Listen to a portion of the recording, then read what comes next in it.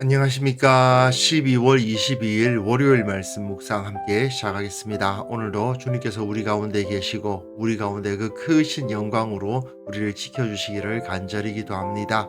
오늘 본문은 요한계시록 21장 9절에서부터 17절까지 말씀이고요. 통독하실 말씀은 베드로 후서 1장부터 3장까지 말씀입니다.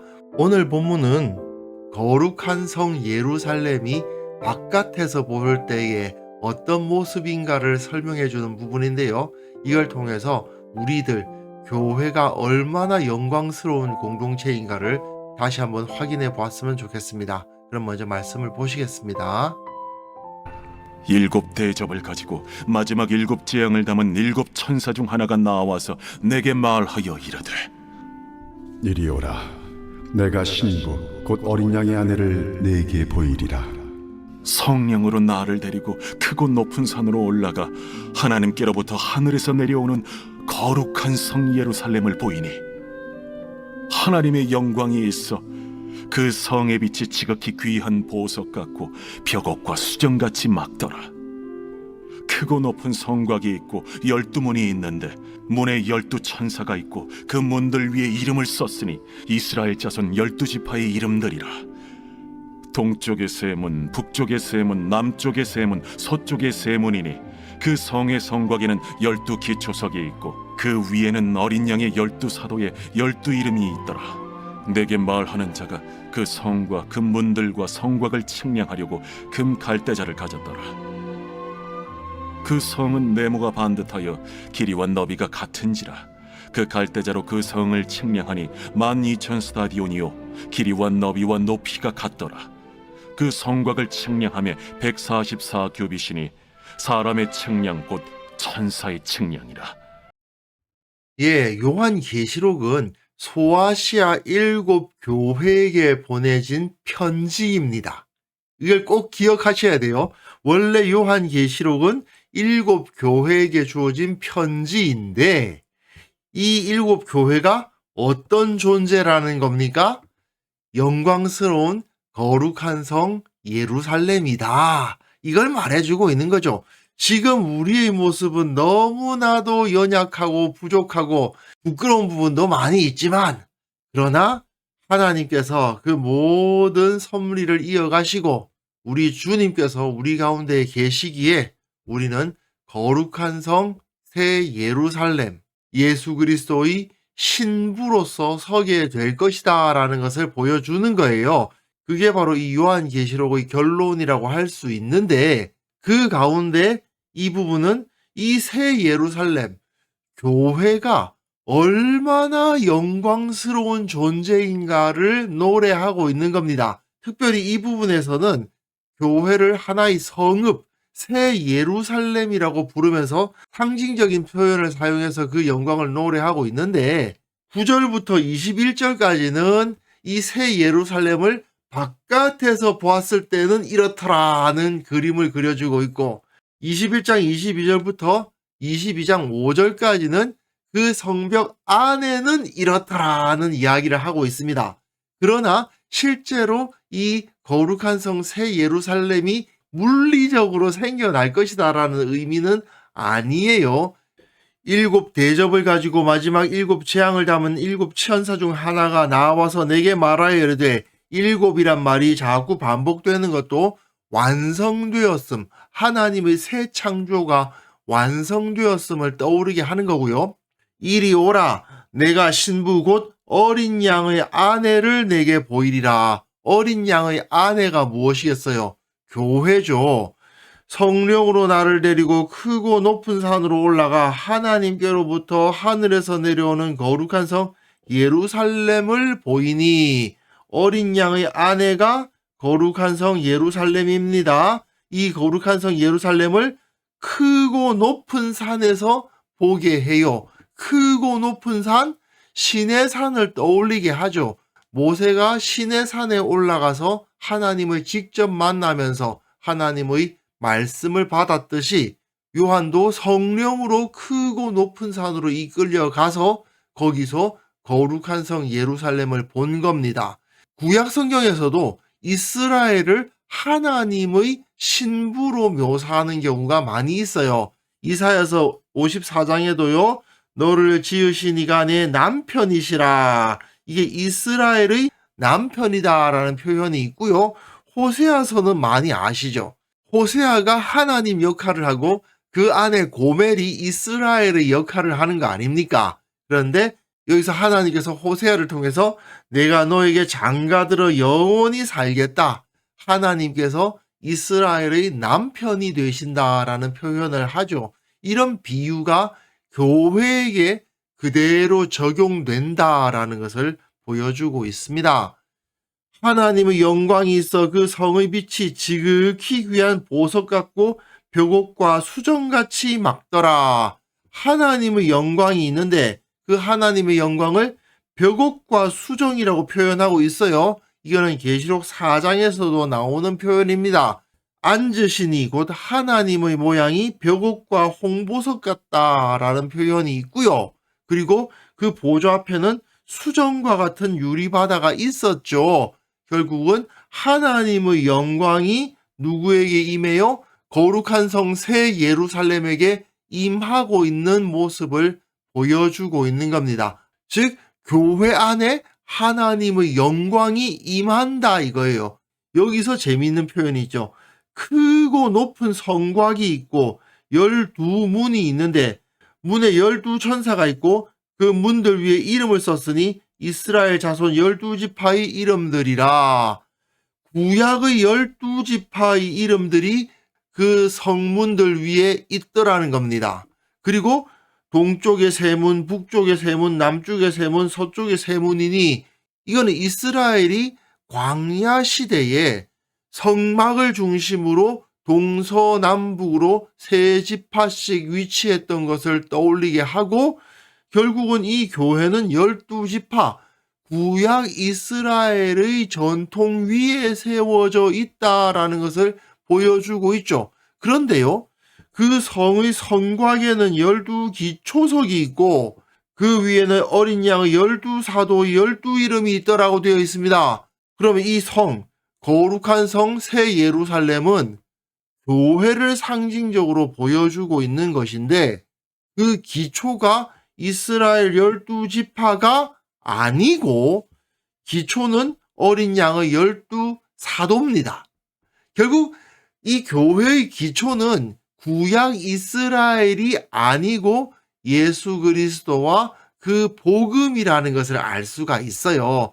요한도 구약 이스라엘을 무시하지 않습니다. 요한 계시록이라는 이 책 자체가 유대인들을 주 독자로 삼고 있는 책이기 때문에 절대로 구약 이스라엘의 역사를 무시하지 않지만 그럼에도 불구하고 새롭게 세워지는 하나님의 백성의 기초는 아브라함과 이삭과 야곱의 혈통이 아니라 예수 그리스도와 그 12사도의 복음이다 하는 것을 여기서 보여주고 그러나 그 위에 12지파의 이름들이 있는 문들이 있는 성벽이 세워지는 것을 보면 구약의 그 하나님이 우리 하나님이시다. 그 사실도 여기서 보여주고 있죠. 계속 12가 강조되고 있는 이유는 뭐겠어요? 하나님의 백성 이스라엘의 상징수가 12니까 12라는 말이 계속 강조되면서 이것은 하나님의 백성을 말한다라는 것을 보여주고 있는 겁니다. 이건 절대로 물리적으로 이 세상 가운데 세워질 어떤 장소나 성벽을 가진 성읍이 아닙니다. 교회, 하나님의 백성들에 대해서 상징적인 그림을 그려주고 있는 것이에요. 내게 말하는 자가 그 성과 그 문들과 성곽을 측량하려고 금 갈대 자를 가졌더라. 그 성은 네모가 반듯하여 길이와 너비가 같은지라 그 갈대자로 그 성을 측량하니 12,000 스타디온이요 길이와 너비와 높이가 같더라. 자, 이걸 봐도 이것이 물리적인 실제 성읍일 수가 없다는 것을 알 수가 있죠. 왜냐하면요, 1스타디온은 190m 가량 됩니다. 185에서 190m 정도가 1스타디온이에요. 그러면 12,000 스타디온이었다고 되어 있지 않습니까? 그러면요, 이게요, 2220km에서 2280km 그 사이쯤 어떻게 됩니다. 서울과 부산 사이의 거리가 얼마죠? 400km 아닙니까? 이 정도면은 서울과 부산 거리의 5배가 넘죠. 한 5배 반 정도 될 겁니다. 그렇게 한쪽 성벽이 긴데 그 성벽에 문이 몇 개라고요? 3개씩 있어요. 동쪽에 3문, 북쪽에 3문, 남쪽에 3문, 서쪽에 3문. 아니, 그 성벽 길이가 2220에서 2280km에 달하는데 그 한쪽 벽면에 문이 3개씩밖에 없다. 게다가요, 길이와 너비가 같은 것까지는 오케이, 알겠는데 높이가 같다니요. 높이가 2220km가 된다고요? 이걸 그림으로 나타내주고 있는 자료들이 있어요. 미국에서는 이 마일을 쓰니까 1500마일이라는 거예요.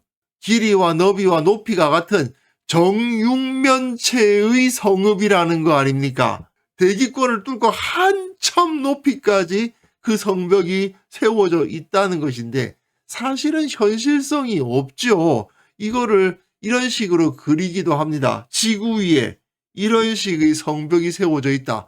사실은 실제로 예수님께서 재림하신 이후에 이런 새 예루살렘이 세워질 것이고 구원받은 백성들은 여기에 살 거라고 주장하시는 분이 없지는 않아요. 있습니다. 있는데 사실은 성경 해석을 할 때 조금 이성적일 필요가 있습니다.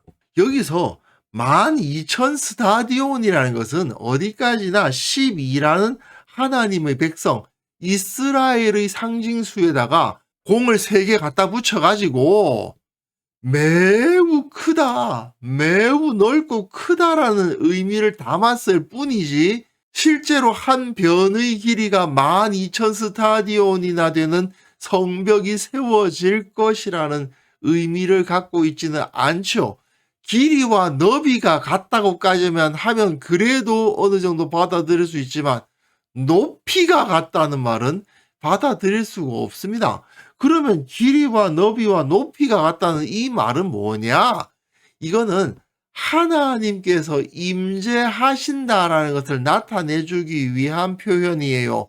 왜냐하면 성소의 지성소가 이렇게 길이와 너비와 높이가 같거든요. 출애굽기 묵상할 때 이 그림 제가 제시를 했었는데 여기가 지성소 아닙니까? 이 지성소를 조금 확대해보면 여기가 성소, 여기가 지성소인데 이 지성소라는 공간이 길이와 너비와 높이가 같은 정육면체의 공간이에요. 여기에 하나님의 영광이 임하셨죠. 그러니까 정육면체의 공간을 만드는 것 자체가 하나님의 임재를 상징하기 위한 공간이에요. 요한이 여기서 길이와 너비와 높이가 같았다라는 말을 쓰고 있는 이유는 여기에 하나님의 영광이 임하고 있었다. 결국은 교회 가운데 하나님의 영광이 임해 있음을 상징적으로 보여주기 위함이지 물리적으로 이런 성읍이 만들어지는 것은 아닙니다. 그리고 그 성곽을 측량하면 144규빗이다. 성곽의 두께가 144규빗이라는 거죠. 이 역시 사람의 측량, 곧 천사의 측량이라 되어 있는데 여기서도 144라는 숫자를 쓰고 있는 것 역시도 12 곱하기 12 하나님의 백성을 나타내기 위한 상징수이지 실제로 물리적으로 그러한 성읍이 만들어진다는 의미는 아닌 겁니다. 우리는 여기서 이처럼 요한이 과장된 표현을 사용해서 거룩한 성 새 예루살렘에 대해서 설명하고 있는 의도가 무엇인지를 알아야 됩니다. 교회가 이렇게 영광스럽다. 그러면서 누구를 떠올리고 있을까요? 보아시아의 7 교회를 떠올렸겠죠. 에베소, 서모나, 버가모, 두아디라, 사데, 빌라델비아, 라오디게아 교회를 떠올리면서 너희들은 거룩한 하나님의 백성이다. 거룩한 성 새 예루살렘이다라는 것을 강조해 주기 위해서 이러한 표현을 쓰고 있는 것입니다. 그리고 그 영광은 곧 우리들 21세기를 살아가는 교회에게도 동일하게 적용되는 것이죠. 우리는 분명히 천지를 창조하신 하나님의 제사장들입니다. 거룩한 성 새 예루살렘의 각 부분들입니다. 우리가 섬기는 이 교회가 이처럼 영광스럽다는 사실을 깨달을 수만 있다면, 우리가 하나님의 시각으로 교회의 영광을 볼 수만 있다면 결코 우리가 세상에서 침체되거나 위축되지는 않을 겁니다. 우리는 예수 그리스도 우리 주님으로 말미암아 구원을 받은 자들입니다. 또한 이 세상 가운데 예수님의 향기를 드러내도록 세상 가운데 보냄을 받은 그리스도의 제자들입니다. 세상은 우리를 통해서 이 놀라운 하나님의 영광, 교회의 영광을 보게 될 것입니다. 우리가 이 믿음을 붙들고 있다면, 내가 바로 교회의 일원이라는 자부심을 가지고 있다면, 그 가운데 흔들림 없이 믿음으로 살아간다면 그러한 역사가 일어날 것이다. 이 사실을 확신할 수 있었으면 좋겠습니다. 그래서 이 시간 함께 기도하실 때에는요, 우리 모두가 교회의 영광을 바라보게 하시고 교회를 사랑하며 섬기는 자들이 되게 하여 주옵소서. 우리 교회 모든 성도들이 서로 안에 있는 그 영광을 바라보게 하시고 서로 섬김으로써 주님의 영광을 드러내게 하옵소서. 함께 기도하는 시간 가졌으면 합니다.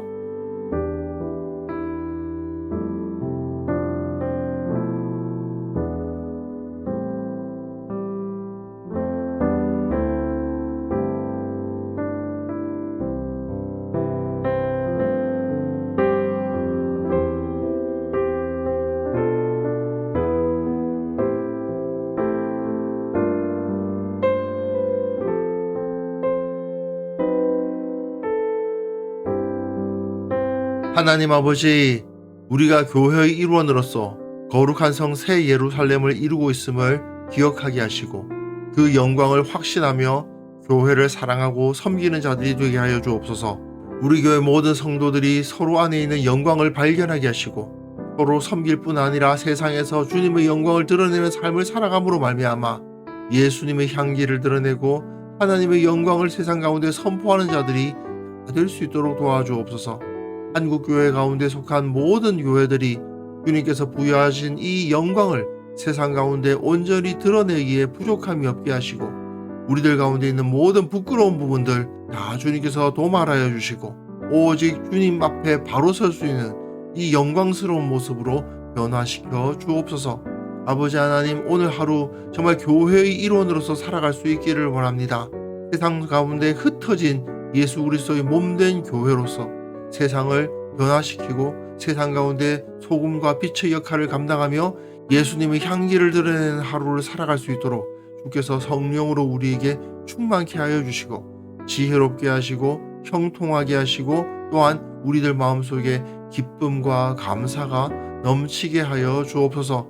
우리 성도들 어떠한 삶을 살고 어떠한 환경에 놓여 있든지 주님의 손 붙들고 한 걸음 한 걸음 걸어감으로 말미암아 참으로 하나님께서 살아계시고 예수님의 영광이 나타나고 있음을 모든 사람들이 보아서 알게 되는 역사를 일으켜 주옵소서.